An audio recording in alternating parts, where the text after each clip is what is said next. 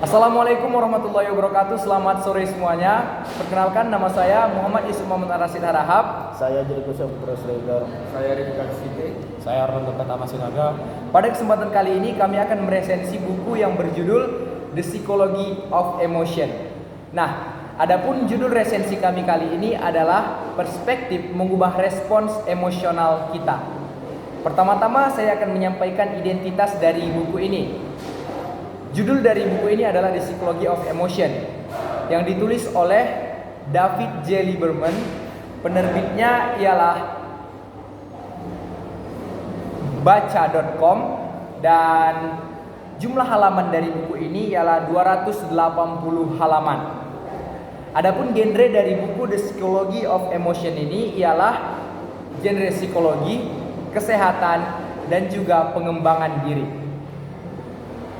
Buku The Psychology of Emotion membahas bagaimana sudut pandang mempengaruhi respons kita terhadap suatu keadaan. Nah, David J. Lieberman menyoroti bahwa emosi seperti kemarahan dapat dikendalikan dengan cara mengubah perspektif kita terhadap suatu kejadian. Buku ini tidak hanya menjelaskan teori psikologi secara strategis ataupun praktis, dia juga menjelaskan bagaimana cara pengelolaan perasaan negatif dan meningkatkan kesejahteraan emosional kita. Salah satu konsep utama dalam buku ini adalah bahwa emosi tidak hanya dipicu oleh kejadian eksternal, tetapi juga oleh interpretasi kita terhadapnya. Dengan pemahaman ini, pembaca diajak untuk melatih kesadaran diri dan menggunakan teknik-teknik tertentu seperti pernapasan dada dan rasa syukur untuk mengelola stres dan meningkatkan kebahagiaan kita. Selanjutnya akan dibahas oleh teman kita Ricky Kakasihide. 3. Bagian analisis. Buku ini menyajikan materi dengan gaya bahasa yang mudah dipahami, membuat konsep psikologi yang kompleks menjadi lebih sederhana bagi pembaca umum. David J. Lieberman juga menggunakan berbagai contoh dan studi kasus untuk memperkuat argumennya, sehingga pembaca dapat lebih mudah menghubungkan teori dengan pengalamannya. Dari sisi struktur, buku ini juga cukup sistematis, dimulai dengan cara dasar-dasar emosi, kemudian beralih ke strategi pengelolaan emosi, dan akhirnya membahas bagaimana emosi berperan aktif dalam hubungan sosial. Pendekatan praktisnya membuat buku ini tidak hanya sekedar bacaan teoritis, tapi juga bisa langsung diterapkan dalam kehidupan sehari-hari.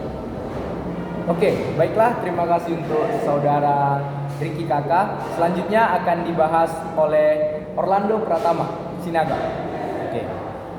Sekarang bagian 4 adalah evaluasi. Salah satu keunggulan utama buku ini adalah pendekatan ilmiahnya yang dikombinasikan dengan tips praktis. Lieberman berhasil menggabungkan teori psikologi dengan adopsi yang bisa diterapkan oleh siapa saja, termasuk orang-orang yang tidak memiliki latar belakang dalam bidang psikologi. Namun ada beberapa kekurangan yang mungkin dirasakan oleh pembaca. Beberapa bagian dalam buku ini mungkin terasa berulang karena Lieberman sering menekankan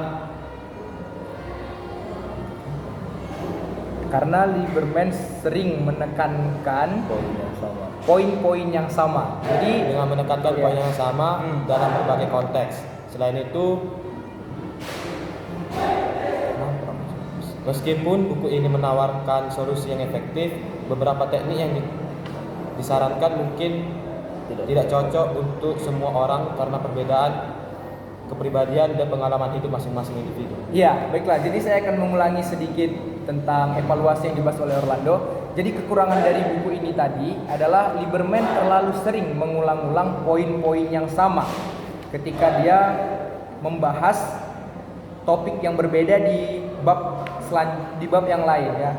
Contohnya seperti ada di bab 4, dia mengulang-ulang terus tentang saya lupa, seperti respon hadapi atau lari.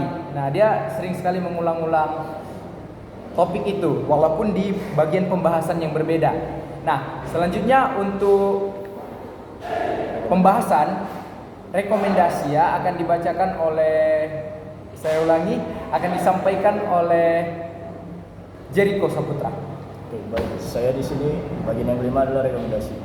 Buku The Psychology of Emotion direkomendasikan bagi seluruh orang, terutama pekerja, mahasiswa, orang tua, atau orang dewasa. Buku ini sangat efektif untuk mengendalikan emosi dan memahami emosi kita. Bagi mereka yang tertarik pada psikologi, buku ini dapat dijadikan bacaan yang bermanfaat karena tidak hanya menjelaskan teori, tetapi juga menawarkan teknik yang dapat langsung diterapkan. Namun bagi pembaca yang mencari buku dengan pendekatan yang lebih mendalam dan berbasis riset akademik, mungkin perlu mencari resensi tambahan.